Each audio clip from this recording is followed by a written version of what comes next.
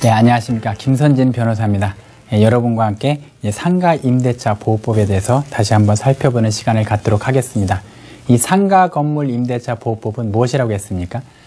특정한 경우에, 즉 상가 건물을 임차하는 사람들이 있고 그 상가 건물을 임차할 수 있는 사람들이 건물주와 계약을 체결을 하고 그래서 건물 임대차 관계가 성립할 때 그 상가 건물 임차인들을 보호하기 위한 법이다. 이렇게 말씀을 드렸습니다. 그래서 여러분들이 건물을 임차해서 영업을 하겠다라고 한다면 여러분은 바로 상가건물 임대차 보호법이 말하는 그 임차인에 해당하게 되겠습니다. 그래서 과연 여러분들이 내는 보증금과 월세를 합해 볼 때, 즉 월세 곱하기 100해서 보증금과 더해 볼 때 과연 서울에서 3억 원 이하가 되는지 이 부분을 살펴보시고 나서 그 다음에는 내가 어떠한 권리를 갖게 되는지 이 부분을 살펴보시면 되겠습니다.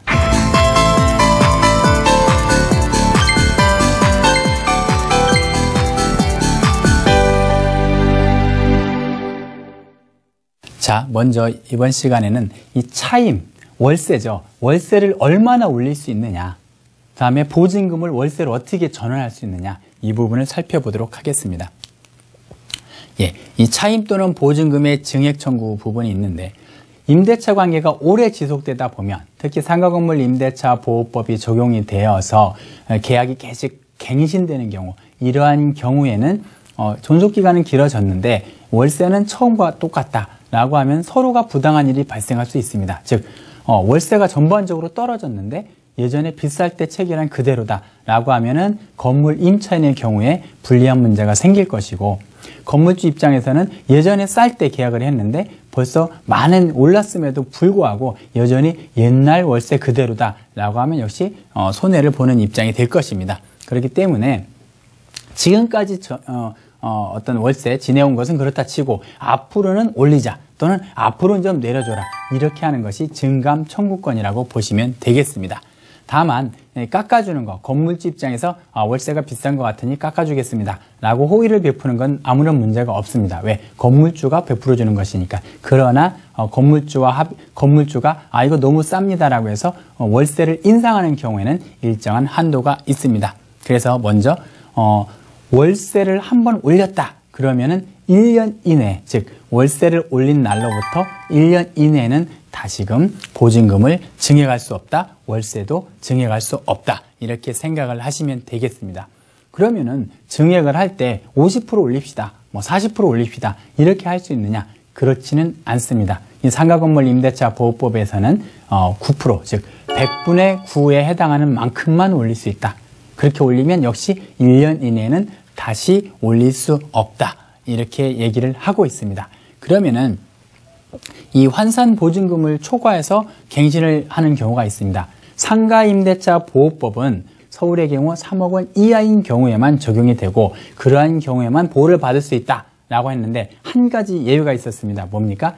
계약을 갱신하는 경우. 자, 앞으로도 계속해서 임대차 관계를 유지하고 싶어요, 이 건물에서 계속 일하고 싶어요, 이렇게 청구를 하는 것에 있어서는 상가임대차 보호법의 적용 대상이 되는 환산보증금이 더 초과했다, 그래서 보호 대상이 되지 않는다라고 하더라도 역시 갱신은 청구할 수 있습니다. 다만 그러한 경우에는 이 상가임대차 보호법에서 예정하는 것처럼 1년에 한 번밖에 올릴 수 없다거나 그 다음에 한 번 올릴 때 9% 이상을 올릴 수 없다거나 이러한 적용은 되지 않습니다. 그래서 갱신 청구, 즉 계약 기간은 계속 연장할 수 있으나 그 월세의 인상폭은 훨씬 클 수 있다, 이렇게 기억을 하시면 되겠습니다. 물론 이제 감액 청구의 경우에는 일정한 제한은 없다, 이렇게 보시면 되겠습니다. 자, 하시다 보면 또 보증금을 줄이고 월세를 늘리는 경우가 있죠. 그 다음에 보증금이 너무 비싸기 때문에 월세를 좀 더 올려드리겠습니다, 이렇게 말하는 경우도 있습니다. 자, 그런 경우에는 월차임으로 전환한다, 이렇게 표현을 하는데 그 경우에 이제 이유를 보는 거죠. 그래서 보증금을 월차임으로 전환할 때는 15%를 초과할 수 없다라는 겁니다. 보증금 100만 원 깎아주면서 월세를 100만 원 올린다, 이런 식으로는 할 수 없다는 것이죠. 그 반드시 15% 깎아주는 보증금 곱하기 15%만큼 최대한 올려도 그 정도밖에 되지 않는다라는 것입니다. 그래서 사례에서 보시면 보증금 1억 원에 상가건물 임대차 계약을 체결해서 음식점을 하고 있었는데 보증금 중 5천만 원을 월참으로 전환하려고 한다. 이런 경우에는 얼마를 월세를 올려줘야 됩니까? 이렇게 고민이 되시겠죠. 그래서 최대한 올릴 수 있는 금액인 5천만 원 곱하기 100분의 15 해서 올려주면 된다. 이렇게 생각을 하시면 되고요. 그건 최대한이고 건물주와 잘 합의를 해서 그보다 낮은 이율로 올려줄 수 있다. 이렇게 보시면 되겠습니다. 그 다음에 서울에서 보증금 1억 원, 월세 100만 원에 상가에서 음식점을 운영하고 있었습니다. 건물주가 보니까 주변 시세가 너무 올랐다. 우리도 올리자. 이렇게 얘기를 할 수 있습니다. 근데 보증금을 5천만 원을 더 올려달라. 전에 1억 원이었는데 이것이 과연 가능하냐? 이런 얘기가 나오는 것이죠. 그럴 때 월세가 100만 원에 불과하기 때문에 곱하기 100을 하면 1억 원. 다음에 보증금 1억 원 더하면 2억 원. 그러니까 서울의 경우에는 상가임대차 보호법이 적용이 됩니다. 그렇다면 보증금 1억 원에 9% 이상을 인상할 수 없다라고 보시면 되겠습니다. 그래서 1억 원의 9%는 1억 원 곱하기 100분의 9하면 900만 원이 되겠죠. 그래서 5천만 원 더 올려달라 한들 더 올려주지 않아도 된다. 이렇게 보시면 되겠습니다. 그런데 만약에 이 경우에 월세를 300만 원 내고 있었다. 내지는 250만 원 내고 있었다. 이런 경우는 어떻게 됩니까? 250 곱하기 100 더하기 1억 하면 3억 원이 넘기 때문에 이 5천만 원 올려달라고 한다고 하더라도 그것을 올려줄 수밖에 없는 그런 상황이 된다. 그래서 올려주지 않으려면 나가야 되는 이런 상황이 된다. 이렇게 보시면 되겠습니다.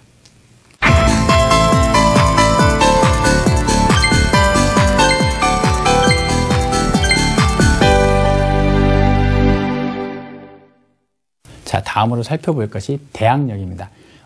대항력이라는 것은 무엇이냐면 여러분들이 상가를 얻어서 영업을 하고 있는데 건물주가 바뀝니다. 그다음에 경매로 넘어갑니다. 이런 경우에 건물주는 내가 계약을 체결한 건 이전 건물주죠. 그래서 이전 건물주에 대해서는 나 이 자리에서 영업할 수 있게 해주세요. 이렇게 말을 할 수 있지만 새로운 건물주의 경우에는 전혀 나와 계약 체결을 한 사실이 없는 사람이기 때문에 그 사람이 나가라고 하면 나갈 수밖에 없어요. 그럼 나는 어떻게 해야 됩니까? 이전 건물주에게 왜 너는 사용하게 해준다고 못 해주냐? 손해배상해라. 이렇게 해야 되는 것이죠. 이러한 경우에 나가지 않을 수 있는 권리, 이것이 바로 대항력입니다. 대항력. 그래서 설사 건물, 내가 임대차 계약을 체결한 건물이 다른 사람에게 소유권이 넘어간다 하더라도 그 부분에 대해서 새로운 건물주에 대해서도 여전히 임대차 관계를 주장하면서 그 건물을 사용 수익할 수 있는 권리, 이것이 대항력이다. 이렇게 보시면 되겠습니다. 그러면은 이러한 대항력은 어떻게 해야 갖출 수 있는가? 이 부분이 가장 중요한 부분이 되겠습니다. 그래서 여러분들이 건물 주인과 상가 건물 임대차 계약을 체결을 했다라고 한다면 맨 먼저 무엇을 하겠습니까? 계약서를 작성하고 그 다음에 그 건물을 넘겨받겠죠. 이것을 인도받는다고 합니다. 그리고 나면은 여러분이 할 수 있는 것이 사업자 등록을 신청할 수 있습니다. 그래서 대항력이라는 것은 이렇게 상가 건물을 인도받고 넘겨받고 계약서를 체결한 다음에 세무서에 가서 사업자 등록을 신청을 할 수 있습니다. 이렇게 인도를 받고 사업자 등록을 신청을 해놓으면 그 다음부터는 건물 주인이 바뀐다 하더라도 여전히 나는 여기에서 이전 건물 주인과 임대차 관계를 체결을 했고 이 대항력을 구비했기 때문에 새로운 건물 주인 당신도 나에게 여기에서 영업할 수 있게 해줄 의무가 있습니다. 이렇게 주장을 할 수 있는 것입니다. 그래서 사업자 등록은 임대차 계약을 체결하고 사업 개시한 이후에도 얼마든지 사업자 등록은 할 수 있지만 가급적이면 계약을 체결하고 바로 사업자 등록 신청을 하시면서 인도받고 사업자 등록 신청을 해두는 것이 여러분의 임대차 관계를 안전하게 보호할 수 있는 방법이다. 이렇게 생각을 하시면 되겠습니다. 그러면은 과연 내가 계약 체결을 했는데 건물주가 바뀔 수도 있고 어느 시점에 건물주가 바뀔지 모르죠. 그러면은 과연 내가 언제부터 새로운 건물주에 대해서 나는 여기 임대차 관계를 가지고 있는 임차인입니다. 이렇게 주장을 할 수 있느냐라는 것입니다. 그것은 바로 상가 건물을 인도받고 사업자 등록 신청을 한 그 다음날 0시부터입니다. 그러니까 중요하죠. 그래서 얼마나 빨리 사업자 등록을 해두는 것이 중요하다. 이렇게 생각을 하시면 되겠습니다. 그럼 대항력의 내용은 뭐냐? 지금까지 말씀드린 것처럼 새로운 건물주에 대해서 나 여기 계속해서 임차를 하고 싶소. 이렇게 얘기를 할 수 있는 권리가 되는 것이죠. 그러면은 내가 대항력을 취득했는데 다른 권리, 누가 건물에 대해서 저당권을 설정했다든가 이런 부분에서는 누가 우선순위를 갖느냐? 바로 이 대항력을 취득한 그 시점을 기준으로 서로 우열관계를 다투게 됩니다. 그래서 내가 사업자 등록을 신청한다면 그날 밤 12시죠. 다음날 0시부터 내가 다른 사람보다 우선권을 갖기 때문에 최대한 빨리 그 이후에 저당권이 설정되면 내가 우선하는 것이고 오늘 낮에 저당권이 설정됐다 그러면 저당권이 우선한다. 이렇게 보시면 되겠습니다. 자, 그래서 보면은 서울에서 보증금 1억 월세 100만 원 하면 이제 서울에서는 적용된다 이렇게 보시면 되겠죠.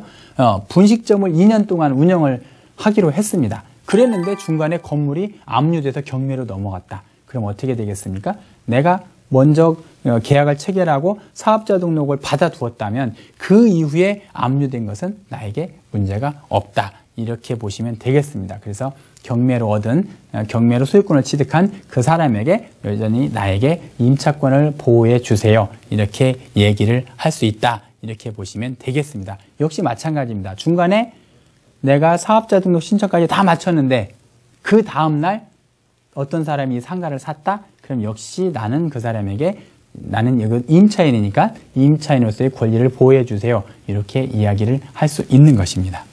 자, 그러면은 지금은 내 그 자리에서 계속 영업할 수 있는 권리, 이것이 대항력인데요. 그거 말고 건물이 경매로 넘어갔습니다. 그래서 나도 나가야 돼요. 그런데 돈을 회수해야 되지 않겠습니까? 이에 관한 권리, 즉 우선 변제권에 대해서 살펴보도록 하겠습니다. 이 우선 변제권이라는 것은요, 건물이 쉽게 얘기해서 경매로 넘어갔다. 다른 사람에게 팔렸다. 이러한 경우에 어떻게 할 것이냐. 나보다 순위가 밀리는 사람보다 먼저 그 경락대금, 경매대금에서 내 보증금을 찾아올 수 있는 권리, 이것이 우선 변제권이다. 이렇게 보시면 되겠습니다. 그러면은 우선 변제권은 어떻게 구비해야 되느냐? 먼저 대항력을 일단 기본적으로 갖춰야 됩니다. 대항력은 어떻게 갖춥니까? 내가 건물을 인도받고 사업자 등록 신청을 하면 그날 밤 12시, 즉 다음날 0시부터 대항력을 구비한다. 이렇게 말씀을 드렸습니다. 그리고 나면 이제 확정일자를 취득해야 됩니다. 즉 대항력을 구비하고 거기에 내가 언제 했는지 확정일자라는 것을 취득을 해야 된다. 이렇게 보시면 되겠습니다. 이 확정일자라는 것은 여러분이 세무관세에 가서 그 대항력을 취득하려고 사업자 등록 신청을 할 때 이 확정일자를 같이 받을 수 있습니다. 그래서 가급적이면은 이 확정일자 신청을 사업자 등록 신청 시에 하셔서 확정일자까지 받아두시면 그날 밤으로 대항력도 생기고 우선 변제권도 행사할 수 있어서 여러분이 보증금도 잃지 않고 그 다음에 중간에 건물주인이 바뀌어도 그 건물주인에 대항해서 여전히 임차인으로서의 지위를 누릴 수 있는 혜택이 있다. 이렇게 보시면 되겠습니다. 그러면은 대항력과 마찬가지로 우선 변제권은 언제 발생합니까? 역시 우선 변제권 확정일자를 받은 그날 밤 12시, 즉 다음날 0시부터 생긴다라고 보시면 되겠습니다.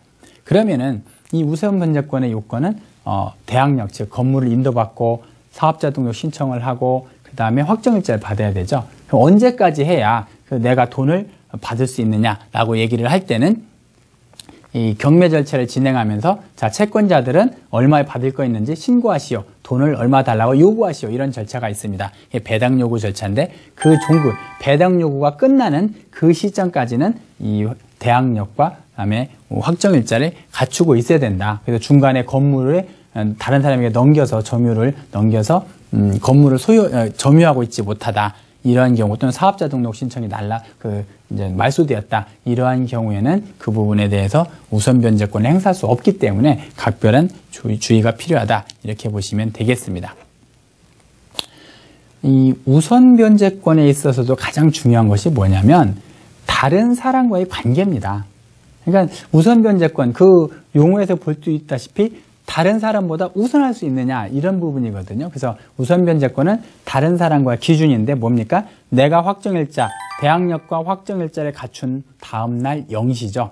그 기준으로 그 0시 이전에 저당권이 설정되면 저당권이 우선하는 거고 0시 이후에 저당권이 설정되면 내가 우선하는 겁니다. 그래서 항상 기준은 내가 사업자 등록 신청하고 인도받고 확정일자를 받은 그날 밤 12시를 기준으로 해서 나보다 먼저 저당권이 설정됐다, 압류됐다 그러면 내가 후순위로 밀린다 이렇게 생각을 하시면 되겠습니다. 그 다음에 이제 나오는 것이 최우선 변제권입니다. 자, 변제를 받는데 내가 제일 먼저 변제를 받을 수 있느냐, 이것이 바로 최우선 변제권입니다. 이 최우선 변제권이라는 것은요, 우선 변제권은 뭡니까? 내가 사업자 등록 신청하고 인도받고, 즉 대항력을 구비하고 확정일자까지 구비를 하면 나보다 그날 밤 0시, 다음날 0시보다 늦게 저당권을 설정한 이런 사람들보다 내가 우선해서 변제를 받을 수 있다. 먼저 내 보증금부터 챙겨올 수 있다. 이런 의미였죠. 근데 최우선 변제권은 뭐냐면은 이 순위와 상관없이 일정한 요건만 되면은 일정 금액은 먼저 챙겨올 수 있다. 이런 의미가 되겠습니다. 그래서 이런 경우는 뭡니까? 아주 가난하신 분들, 이런 분들은 그게 보증금이 전 재산인 경우가 많습니다. 그래서 그분들은 우선적으로 보호를 해주기 위해서 소액 임차인의 경우에는 특별히 예외를 인정하는 것이죠. 그래서 소액 임차인의 범위에 속해야 됩니다. 소액 임차인이 뭐냐라고 봤더니 보증금이 서울특별시에서는 보증금이 5천만 원 이하가 돼야 됩니다. 그 다음에 경기도 같은 고양시 같은 이런데 과밀 억제 권역은 4,500만 원. 그 다음에 광역시의 경우는 3천만 원. 그 밖의 지역은 2,500만 원. 이 보증금의 액수가 이거보다 작으면은 나는 소액 임차인에 해당한다라고 보시면 되겠습니다. 그리고 소액 임차인이라고 해서 손 놓고 있다 보호 안 됩니다. 역시 대항력 갖추시고요. 확정일자까지는 필요 없지만 물론 확정일자까지 갖춰두는 것이 꼭 필요합니다. 그러나 어쨌든 대항력까지 구비하고 있고 소액 임차인의 경우에는 건물이 경매등으로 넘어가는 경우에 배당 요구, 즉 저에게 제가 이런 보증금 채권이 있는데 돌려주세요. 이렇게 요구를 한다라면은 보호를 받을 수 있습니다. 그러면은 자, 소액 임차인에 해당해서 보호를 받을 수 있다. 그럼 얼마를 보호받을 수 있겠습니까? 자, 서울의 경우에는 1,500만 원까지 우선 돌려줍니다. 그 다음에 고양시 같은 과밀억제 권역에서는 1,350만 원, 그 밖의 지역에서는 750만 원까지 돌려준다. 이렇게 보시면 되겠습니다. 자, 그 다음에 봤더니 그 상가 건물에 소액 임차인이 너무 많아요. 그래서 5천만 원 이하 되시는 분들이 4천만 원 되시는 분들이 한 10명이다. 그러면은 얼마입니까? 한 사람 앞에 1,500만 원씩만 해도 1억 5천이 되겠죠. 그러면은 건물 경매에 넘어가면 건물 가격보다 훨씬 낮은 가격으로 경락이 될 가능성이 큰데 이러한 경우에 그 건물을 보고 저당권을 설정을 해뒀는데 그 당시엔 아무도 없었어요. 임차인도 없었고. 근데 그 이후에 5천만 원 이하인 분들이 10분이 들어오니까 먼저 우선순위에서 1억 5천 가져간단 말이죠. 그래서 이것은 너무 약자를 보호한다는 측면에서는 좋았는데 실질적인 권리자가 보호가 안 되는 문제가 생겼습니다. 그래서 이런 경우에는 어떻게 하느냐? 건물 가격의 즉 3분의 1, 건물 가격의 3분의 1 내에서만 서로 그 자신의 보증금액에 비례해서 나누어 가져라 이렇게 규정을 하고 있습니다. 그래서 아무리 그 소액 임차인이 많아도 3분의 1 이상을 넘어서는 보호받지 못한다 이렇게 보시면 되겠습니다. 자, 그래서 여러 가지 사례가 있겠지만 이 보증금 액수가 얼마냐에 따라서 소액 임차인의 경우에는 결정이 된다 이렇게 보시면 되겠고 우선 변제권이든 최우선 변제권이든 나머지 우선순위라는 것은 결국은 확정일자를 갖춘 그 날을 전후해서 계산을 해야 된다 이렇게 보면 되겠습니다. 이 서울에서 보증금 1,000만 원이에요. 월세 30만 원의 상가를 운영하고 있다. 그러면 이 경매가 되면은 어떻게 되겠느냐? 이런 경우는 어떻게 되겠습니까? 일단 월세가 보증금이 1,000만 원이죠. 그러니까 소액 임차인에 해당한다라고 보시면 되겠습니다. 그리고 서울에서는 1,500만 원까지 돌려주니까 이러한 경우에는 1,500만 원, 1,000만 원 전체를 우선순위로 돌려받을 수 있겠습니다.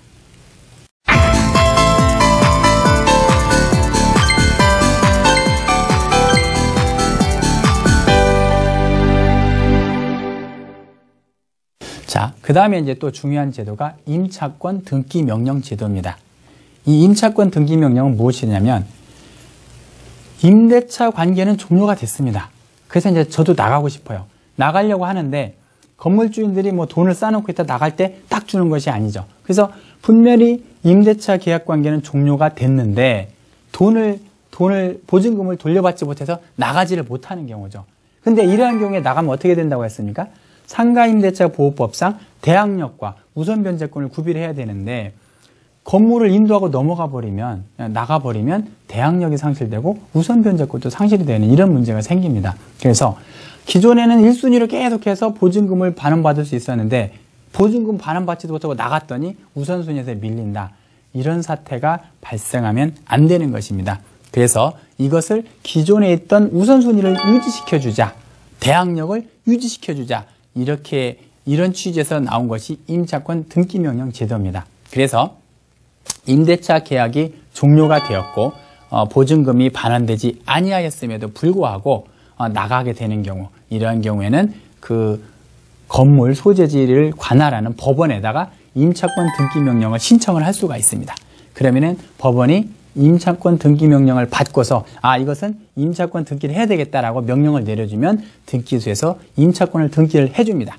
그래서 임차권이 등기가 되면은 원래 우선변제권이 없던 사람의 경우에는 우선변제권과 대항력을 취득하게 되는 것이고, 기존에 우선변제권이 있었던 분들의 경우에는 그 이후에, 즉 임차권 등기가 된 이후에 나가신다 하더라도 그 임차권 등기에 의해서 기존의 대항력과 우선변제권이 유지된다, 이렇게 보시면 되겠습니다. 그리고 주의하실 점은 이렇게 임차권 등기가 된 건물에 들어가실 때는 최우선 변제권, 즉 소액 임차인에 해당한다 하더라도 보호를 받을 수 없다라는 거 조심하시기 바랍니다. 또한 이 임차권 등기 명령을 이용하지 않고 당사자들이 합의에 의해서 등기를 할 수 있는데요. 그것이 바로 임차권 등기 제도입니다. 역시 임차권 등기 명령에서 등기가 된 것과 동일한 효과가 있다고 보시면 되겠습니다.